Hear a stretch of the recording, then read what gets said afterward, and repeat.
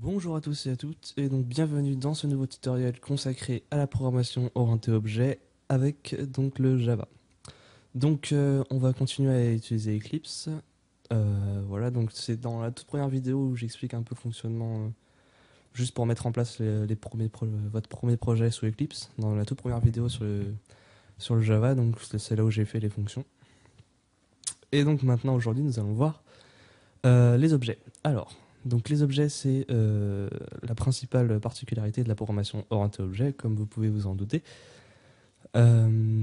puisqu'il s'agit en fait de... alors, c'est très facile à comprendre, mais par contre, au début, c'est vrai que c'est un peu difficile à s'imaginer, à se représenter en fait les objets comme ça, voilà.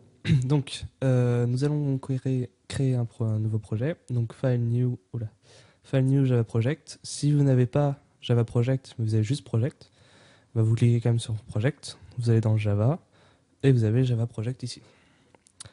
Donc, on va faire Next. Donc, on va donc appeler le projet tutoriel ou tuto tout simplement. Voilà. Vous laissez tout ce qu'il y a par défaut, vous le laissez. Alors vous normalement, enfin si vous avez téléchargé la dernière version de Java, ça sera la JR7 et Java SE, je sais pas combien, enfin bref. Donc vous laissez tout par défaut, il n'y a pas de problème, vous inquiétez pas. Ici donc j'ai défini mon workspace, donc c'est Eclipse Java Tutorial, c'est le dossier ça, et donc ça va créer un nouveau dossier tuto pour le projet. Donc vous cliquez sur Finish quand vous avez nommé votre projet. Et dans le package Explorer ici à gauche, vous allez donc voir votre projet apparaître avec un package par défaut, donc SRC, et les bibliothèques système de Java. Donc sur SRC, donc on va créer un nouveau package. En fait, c'est pas nécessaire de créer un nouveau package. Donc en fait, non, on va pas en faire. D'ailleurs, vous allez créer directement une classe qu'on va appeler programme avec un P majuscule.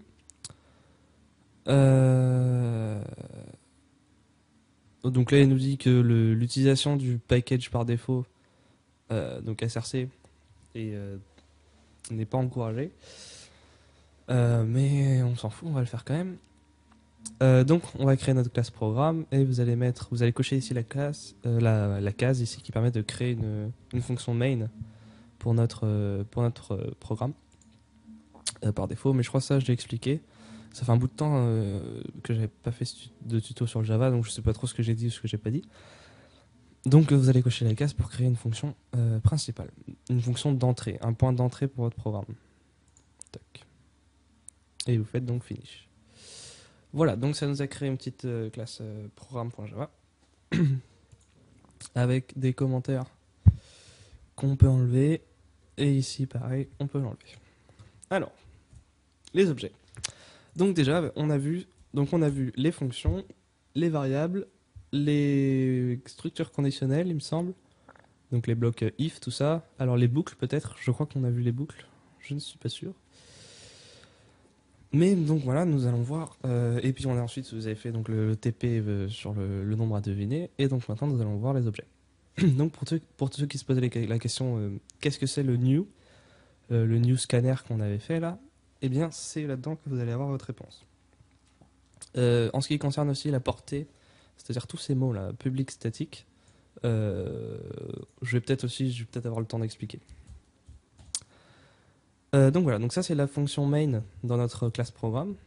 Donc nous ce qu'on va faire c'est qu'on va créer notre classe en fait, qui va être donc l'objet.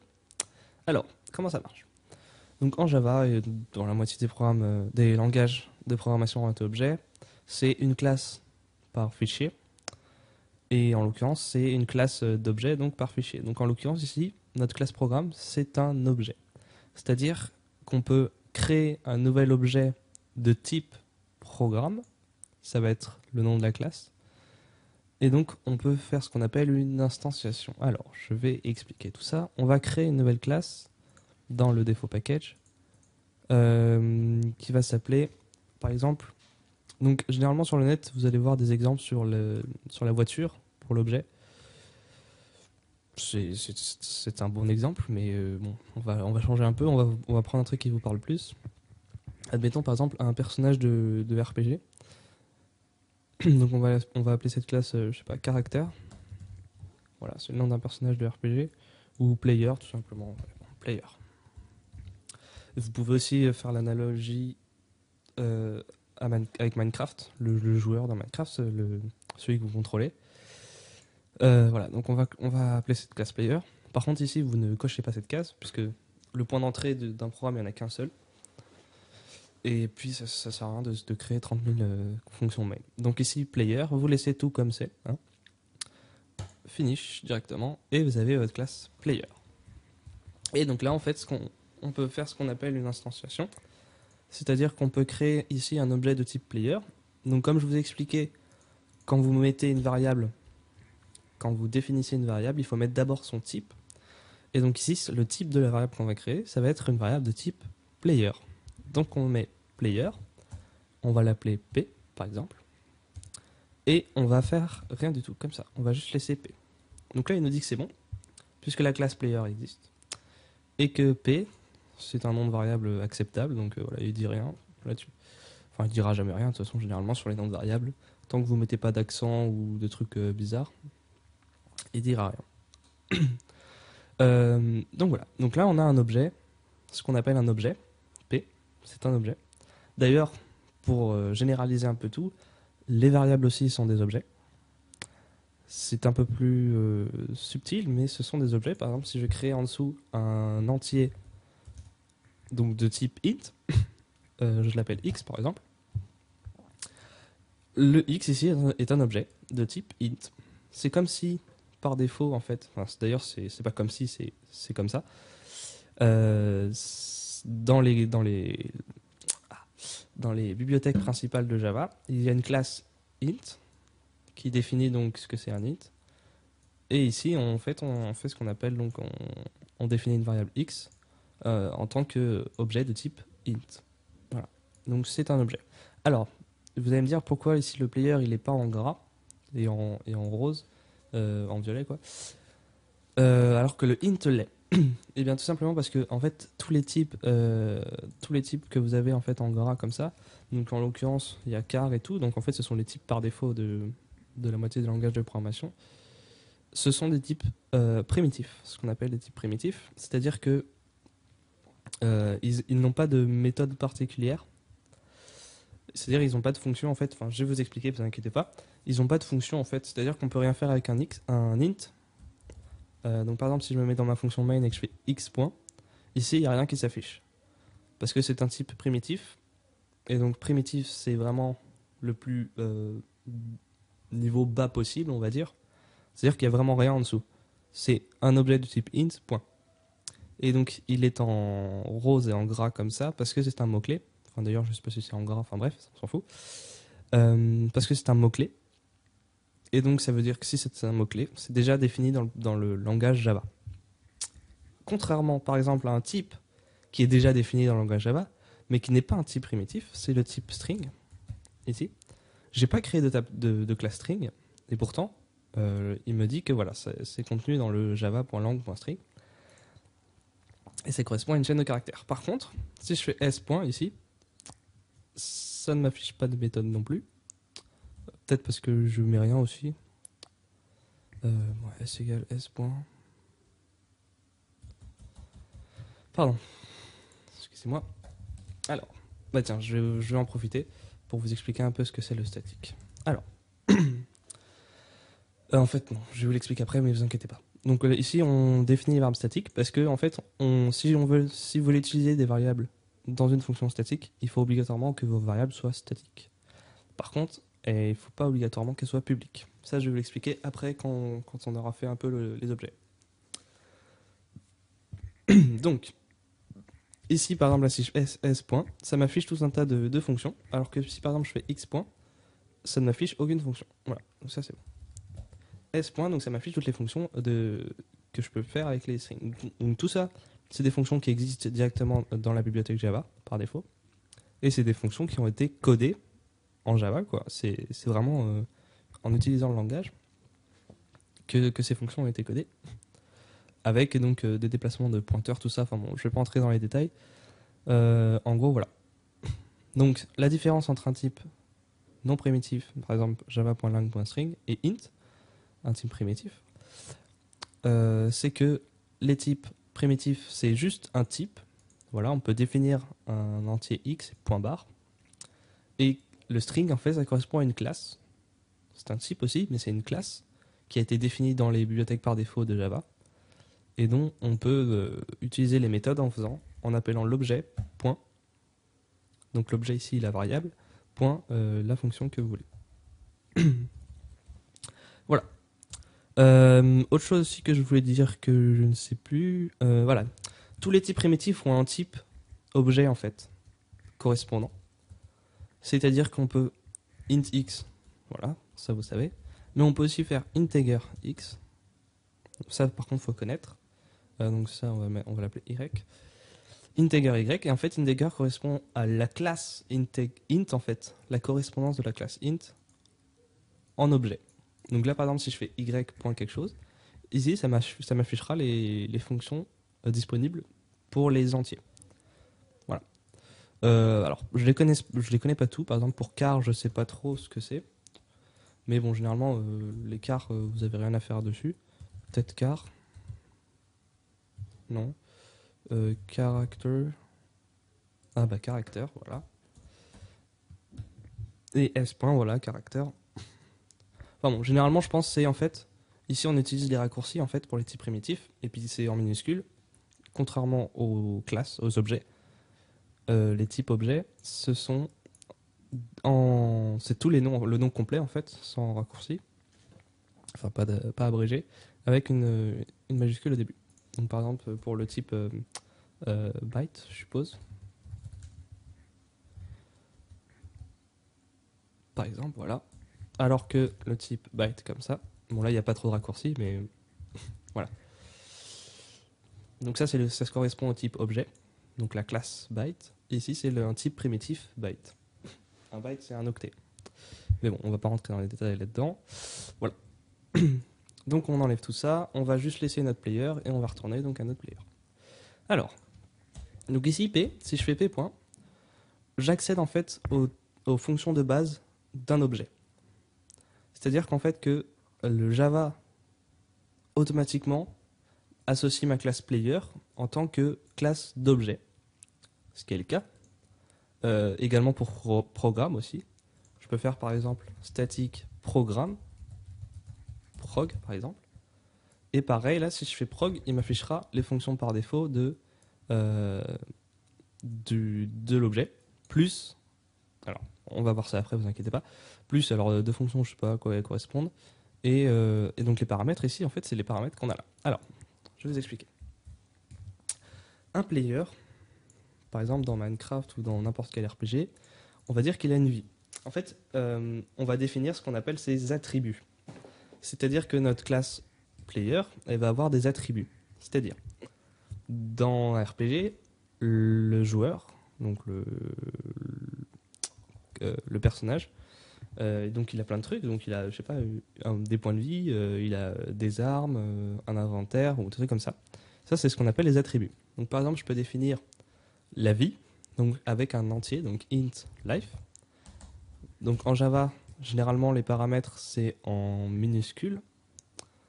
Et si vous voulez mettre plusieurs mots, par exemple si vous voulez mettre total life, ça sera total, hop, majuscule life. Ça c'est la convention Java. En C# par exemple, ça serait plutôt comme ça. Et puis en camel, alors ça n'a rien à voir mais voilà, en camel ça serait plutôt comme ça. Donc ici on a un Java, donc on sépare en fait, si vous voulez mettre plusieurs mots, en fait on met une majuscule à l'intérieur du nom de la variable, pour les mots que vous voulez faire. Et vous mettez une minuscule au début. Donc voilà, on va mettre juste life. Ensuite il a des dégâts, enfin il a une attaque, donc int attaque par exemple, int défense par exemple. Défense en anglais, hein, c'est pas un C, c'est un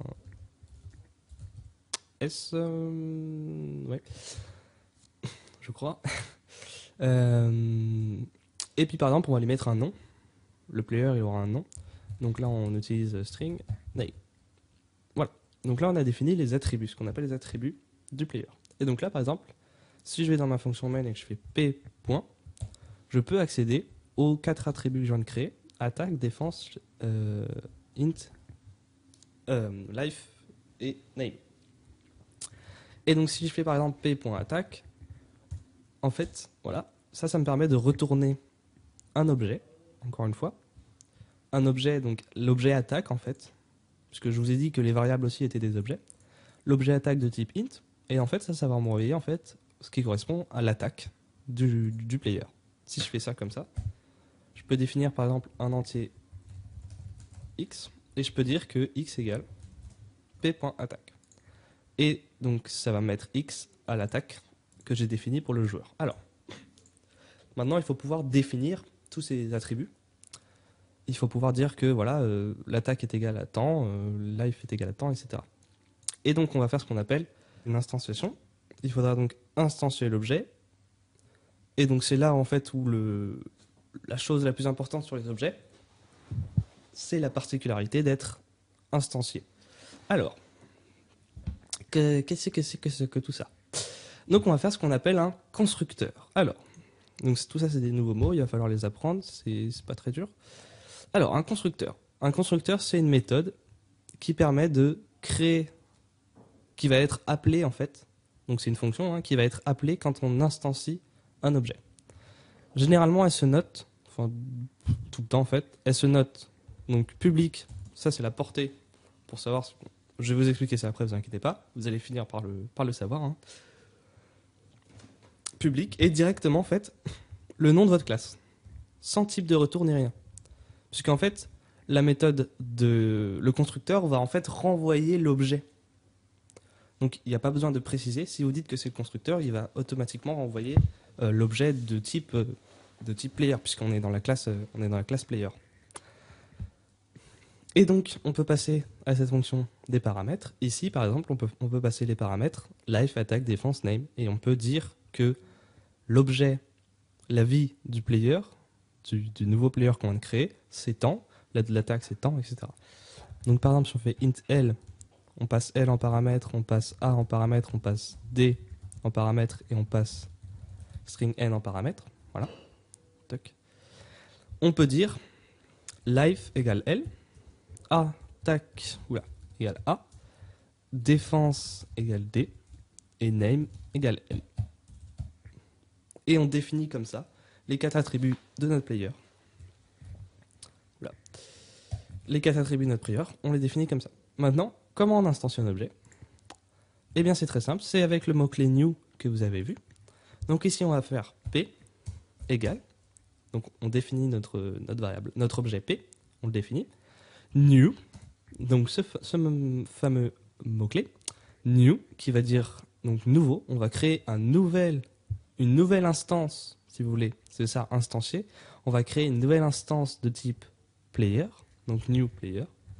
Et là, en fait, ce qu'il fait, c'est qu'il va appeler le constructeur. Donc, en fait, c'est comme si on faisait une fonction player. En fait, c'est le constructeur, ici, player. Et on va lui passer en paramètre les attributs. Donc, par exemple, donc on commence par la vie, on va mettre 5 ans, je ne sais pas. L'attaque 10, la défense 5, et le nom, on va mettre test. Point virgule. Et voilà, vous venez d'instancier votre premier objet. Enfin, votre deuxième avec le scanner. Mais c'était un peu particulier. Et donc voilà. Est-ce que vous avez compris? Enfin, là, vous n'allez pas me répondre. Mais voilà, c'est aussi simple que ça. Vous avez des attributs. Vous avez le constructeur de la classe qui va permettre de définir les attributs. À l'intérieur, vous mettez donc les attributs égale machin, égale machin, égale machin. Vous pouvez aussi mettre d'autres paramètres, par exemple int, je sais pas moi, x, et vous pouvez mettre par exemple life, oula, pas de point virgule là, et vous pouvez mettre life égale l fois x par exemple. C'est pas parce que vous n'avez pas mis un attribut x que vous êtes obligé de mettre que les attributs quoi. Vous pouvez rajouter ce que vous voulez après. Bon voilà, ça c'est un truc pour voilà, toc. Voilà. Et donc ça marche comme ça. Et donc, Maintenant, on a créé un nouvel objet de type player.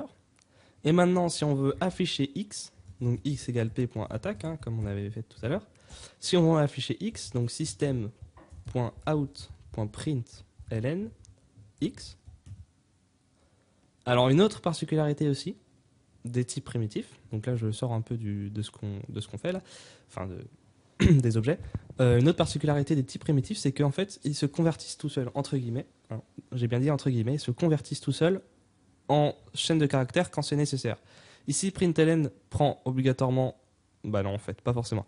Mais je vous le dis quand même, hein, c'est vrai, hein, ce que je dis. Il se convertit, par exemple, si je fais chaîne de caractères vide plus x, x n'est pas une chaîne de caractères, ça c'est une chaîne de caractères, et pourtant, il m'autorise à ajouter x dans la chaîne de caractères. Alors ça va pas ajouter x en tant qu'entier dans le truc, hein, ça va l'ajouter vraiment en tant que chaîne de caractères. Donc si x est égal à p.attaque, genre bah là en l'occurrence c'est 10, il va m'afficher 10 et pas je sais pas quoi avec l'adresse ou j'en sais rien. Il va vraiment m'afficher l'entier. Il va le convertir instinctivement en fait, il sait que c'est un entier, un int, un objet de type int et pas integer. Là si je mets integer, ça marchera plus. Là, il va me dire non, même pas. Oh là là. Bon, en tout cas en C# c'est comme ça. Bref. Voilà, les types primitifs à retenir, ça se convertit entre guillemets, hein, vraiment. J'insiste sur les guillemets.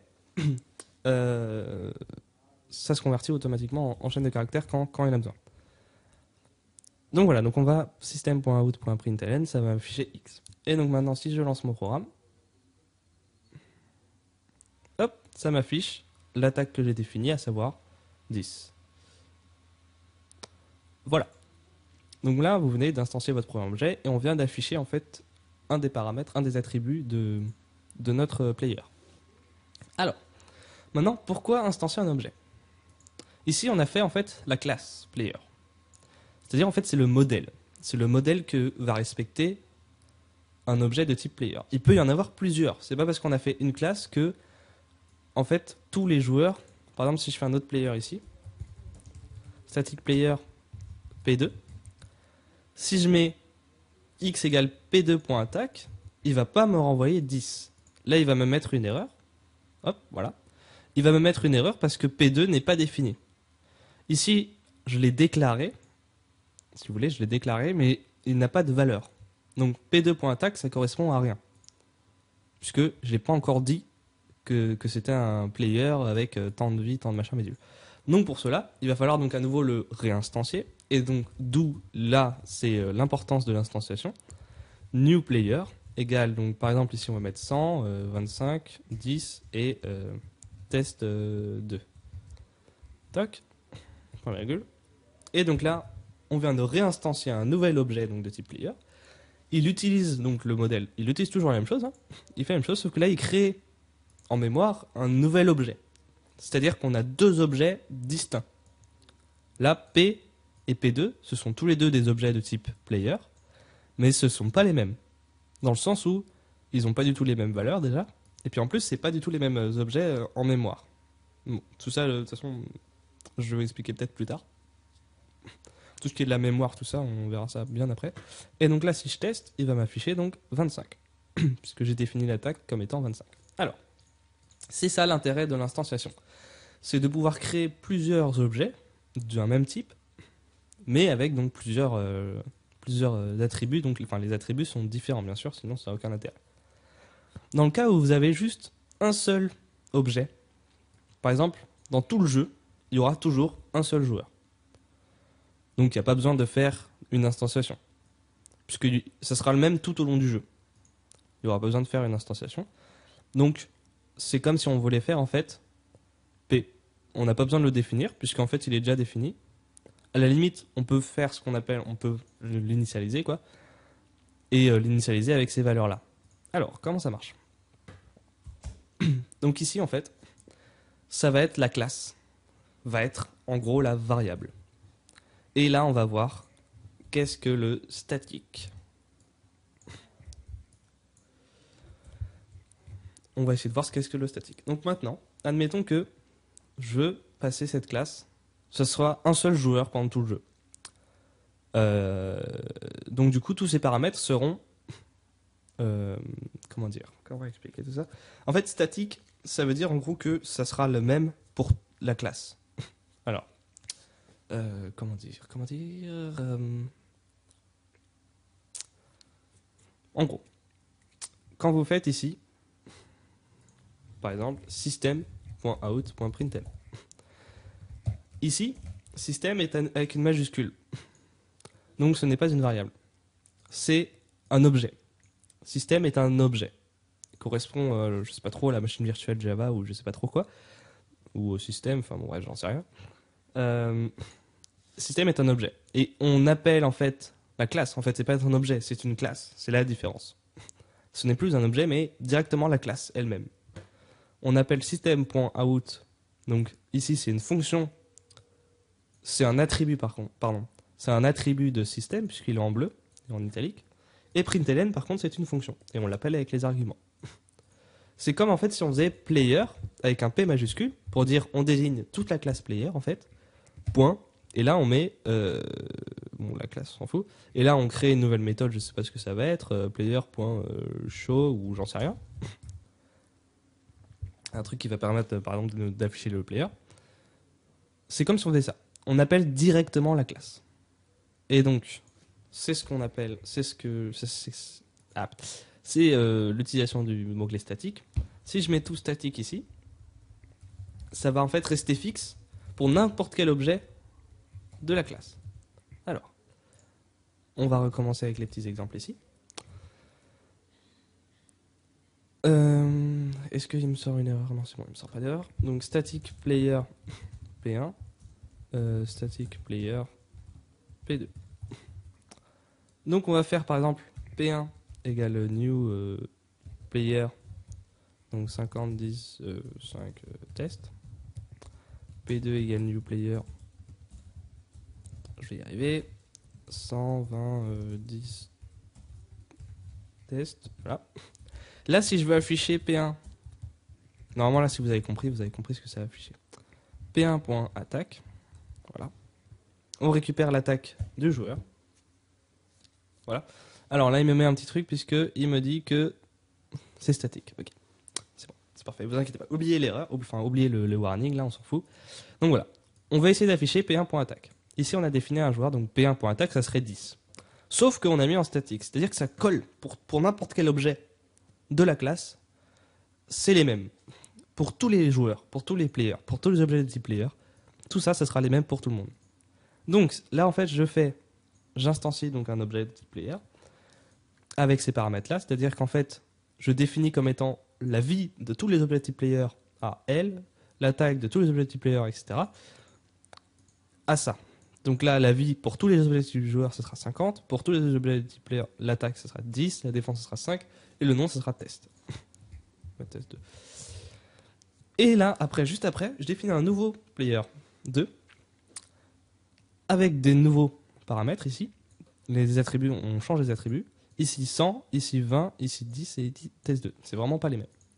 Et donc là, si je fais P1.attaque, et si vous avez compris ce que ça fait, ça ne va pas m'afficher 10, mais 20. J'ai bien fait P1.attaque. Hein. P1 c'est 10, et ça m'affiche 20. Parce que j'ai mis les variables en statique, et comme je viens d'expliquer, les variables en statique, c'est les mêmes pour tous les objets de type dans la classe où vous êtes. Donc c'est-à-dire que là, quand j'instancie mon nouveau player ici, que je définis l'attaque de tous les joueurs, de tous les objets de type player à 20, bah du coup P1 aussi, son attaque aussi, c'est toujours 20. Il ne faut pas se mettre dans la tête que ça, en fait, ça correspond, ça change le P1, ça ne change pas P1, ça change la classe de type player. Et quand je fais P1.attaque, c'est là la raison pour laquelle il me dit que the static field player should be accessed in a static way. En gros, je peux simplement accéder à la variable statique en mettant directement le nom de la classe. Et ici, en fait, c'est comme si la classe player représentait un objet en tant que tel, puisque je peux accéder à ces paramètres comme P1, par exemple, comme P2. Sauf que là, comme ils sont statiques, ça sera en fait les attributs de vraiment la classe player. Ça sera les attributs de la classe player. C'est pourquoi P1.attaque, ce sera pareil que P2.attaque, puisqu'ils correspondent tous les deux à la classe player. et qu'on a dit que c'était un statique, et donc ils ont tous la même chose. Voilà, j'espère que mes explications sont pas un peu tordues et j'espère que vous avez compris. C'est l'utilité de statique. Et donc, si jamais vous voulez faire des fonctions statiques, donc il suffit simplement de créer une fonction statique, public statique, ce que vous voulez. Là, on va faire en fait initialize. C'est en fait la correspondance d'un instantiateur, d'un constructeur, pardon, un instantiateur. C'est en fait c'est comme si on faisait. Alors par contre, c'est que c'est une fonction maintenant, donc il faut mettre un type de retour. C'est comme si on faisait un constructeur, mais en statique en fait. C'est une fonction. Moi, je l'appelle initialize, vous l'appelez comme vous voulez, qui va faire strictement la même chose que ça, que le constructeur. Et donc pour l'appeler, il suffit simplement de virer tout ça. Si jamais vous avez un objet de type player dans tout votre jeu, vous pouvez faire player.initialize avec les paramètres que vous voulez. 100, 50, 20, 10 et puis test. Voilà. Et donc là, ça définit les attributs, hein, comme le constructeur. Ça définit les attributs comme je l'ai marqué là, donc machin. Et donc là, si je fais player.attack, ça va m'afficher 20. Voilà, j'espère que vous avez compris. C'est les bases de l'objet. Bien sûr, il y a beaucoup plus de subtilité derrière. Hein. Il y a moyen de faire des trucs vraiment impressionnants. Mais pour l'instant, on va se préoccuper. Enfin, on va pour l'instant. Comment dire ? On va pour l'instant attaquer. Enfin, juste faire ça, quoi. Voilà. Alors, la dernière chose importante dans les objets qu'il faut que vous compreniez aussi, c'est le this ou self. Ça dépend le langage de programmation que vous utilisez. En l'occurrence, en Java, c'est this. Et donc, par exemple, si je fais this.life, this.attack, this.défense, this.name. En fait, le this, il a une utilité. J'y arrivé. Le this, il a une utilité seulement si vous faites un héritage, en fait. Si player hérite de quelque chose, le this va servir. Mais sinon, il ne sert pas. Mais il faut quand même que vous compreniez à quoi ça correspond. En fait, quand vous instanciez un objet, donc par exemple, on retourne sur notre variable player, on va enlever tout ça en deux statiques là. J'espère que vous avez compris statique. Si vous avez des questions sur statique, ne m'envoyez pas de message s'il vous plaît. Moi j'explique comme je peux. Si jamais vous n'avez pas compris avec mes explications, vous pouvez aller voir le site du zéro ou autre chose. Tac, P1. Mais voilà, j'ai expliqué comme je pouvais. J'espère que vous avez compris un peu. Et puis de toute façon, c'est pas très grave puisque généralement le statique, si vous connaissez pas trop, voilà, vous en avez pas trop besoin. Donc P1 égale new player, hein, ça ne change pas. 120, 10, name, test. Voilà. Et en fait, donc là, on va voir absolument aucune différence. Hein. Clairement, il n'y aura rien du tout. Alors, qu'est-ce que le this ? Le this correspond en fait à l'objet courant, c'est-à-dire l'objet que vous êtes en train de créer. Donc quand ça va aller là-dedans, il va arriver le this en fait, ça sera en l'occurrence ici P1. P1 égale new player, il va aller là-dedans et on est en train de modifier en fait un nouvel objet de type player qui s'appelle P1 et le this va correspondre en fait à l'objet que vous êtes en train de modifier en fait. Comment expliquer ? Le this par exemple ne s'utilise pas en statique. Si vous faites une fonction statique public static void initialize par exemple, vous pouvez pas mettre this point quelque chose puisque vous êtes en train de modifier la classe. C'est la classe que vous modifiez, donc il n'y a pas besoin de this. Donc voilà, cannot use this in a static context. Il n'y a pas vraiment d'objet en fait. Vous faites directement player.initialize. Voilà, je vais le faire là. Player.initialize. Autocomplétion. Merci. Player.initialize. Ici, bon, il me dit que la fonction est. Ouais, enfin là, il me dit que. Voilà. Donc, on peut pas faire this, puisqu'en fait, ici je l'appelle avec player, et player n'est pas un objet, ça représente vraiment la classe elle-même. Donc, si je fais ça comme ça, il faut que j'enlève le this, mais du coup, ça ne marche plus, puisque l'attaque n'est pas en statique déjà. Et en fait, non, c'est la seule raison. L'attaque n'est pas en statique. Donc du coup, il va pas modifier l'attaque. Puisqu'en fait, ça, c'est propre à chaque objet de type player. Donc si je fais player. Ici. Si je fais attaque égale 2, je modifie quoi? Puisque l'attaque n'est pas propre, n'est pas statique. Voilà. Il y en a une par joueur. Et ici, je suis en train de faire initialize avec la classe player. Voilà, j'espère que vous avez compris. Là, c'est parce que attaque n'est pas statique. Voilà. Donc, il est quand même dire cannot make a static reference to the non-static field attack. Et comment il sait que je suis en train de faire un truc statique? Parce que ici, j'ai mis statique dans la fonction. Voilà. Donc voilà, statique. J'espère que vous avez compris un peu l'intérêt, tout ça. Le this aussi, commencez un peu à voir ce que c'est. Parce que pour l'héritage, il y en aura besoin. Quand vous allez faire de l'héritage. Mais ça, on verra après. Les notions d'héritage, tout ça, on verra après. Et donc, on va finir. Ça fait déjà à peu près 30 minutes. On va finir sur le public. Qu'est-ce que c'est? Donc, on peut définir ce qu'on appelle les portées des variables. Ça, on verra. Concrètement, à quoi ça correspond? En gros, c'est à l'intérieur du programme, si vous voulez, entre chaque classe, vous pouvez définir les portées des variables. Donc, si je fais par exemple private, on va faire par exemple. Donc, les mots-clés qu'il y a pour les portées, donc on a public, qui en fait signifie qu'elle est accessible partout, dans toutes les classes, dans toutes les autres classes, non, pas partir de n'importe où. Donc, si je mets public int live comme ça, et donc l'autre mot-clé c'est private, je l'ai marqué. Private pour dire qu'en gros, le champ ne peut pas être j'y arrivé. Le champ ne peut pas être accessible. Enfin, il n'est pas accessible autrement que dans la classe player. Ici, je peux que utiliser attaque défense name ici, je peux que les utiliser dans cette classe. Et là, il me dit quoi? Voilà, on s'en fout. En fait, le fait qu'il soit private, il me dit qu'il est jamais lu. Donc à quoi ça sert qu'il soit private? Voilà, il me dit ça. Mais c'est juste un warning, c'est juste en jaune, donc on s'en fout. Voilà. Donc en gros, le private signifie qu'il peut que être lu et écrit dans cette classe-là. On peut que le modifier et le lire que dans cette classe. Donc là, si je fais p1.attaque, il va me dire qu'il n'est pas visible puisque j'ai mis l'attaque à private. Par contre, si je fais p1.live, là, il va me dire qu'il est visible puisque je l'ai mis en public. Il est accessible à partir de n'importe quelle classe. Voilà. Tout simplement, comment ça marche? La portée d'une fonction aussi, ça marche là, de la même façon. Et vous avez un dernier mot-clé, donc qui est là aussi, on verra dans le prochain chapitre sûrement, avec l'héritage, qui est protected. Et en fait, ça signifie que le champ est accessible dans la classe, puis dans toutes les classes filles. C'est-à-dire dans toutes les classes dont qui a pour dans toutes les classes filles, quoi. Je peux pas le dire autrement là. Quand vous héritez une classe, c'est-à-dire qu'il y a une classe qui a pour classe mère, entre guillemets, classe mère MERE, une classe mère qui a... On va faire un schéma, c'est plus simple.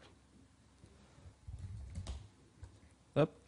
Si jamais vous créez une classe player, et par exemple, vous voulez créer un type de player guerrier, par exemple, ou un autre type mage, ici, la classe guerrier hérite de la classe player. La classe mage hérite de la classe player. On va faire Kiku. Voilà. La classe mage hérite de la classe player. La classe guerrier hérite de la classe player. Et donc la classe player a pour classe fille guerrier et mage. Et guerrier a pour classe mère player. Et mage a pour classe mère player. Voilà. C'est dans ce sens-là que je veux dire, les classes filles, classe mère, tout ça. Et donc en gros, si on met par exemple une variable protected life, elle ne sera accessible que dans le class player et dans toutes ses classes filles. Donc admettons, je mets une variable dans le mage, je mets protected protected, je sais pas, power, j'en sais rien, et que dans la classe mage, on va mettre une nouvelle classe, j'en sais rien, moi, apprenti mage, tac. Eh bien, l'attribut power de la classe mage ne sera accessible dans mage et dans toutes ses filles. Et pas dans guerrier ni player. Voilà, c'est ça protected. C'est vraiment le la représentation que j'ai de protected, c'est protégé en fait. C'est comme si vous avez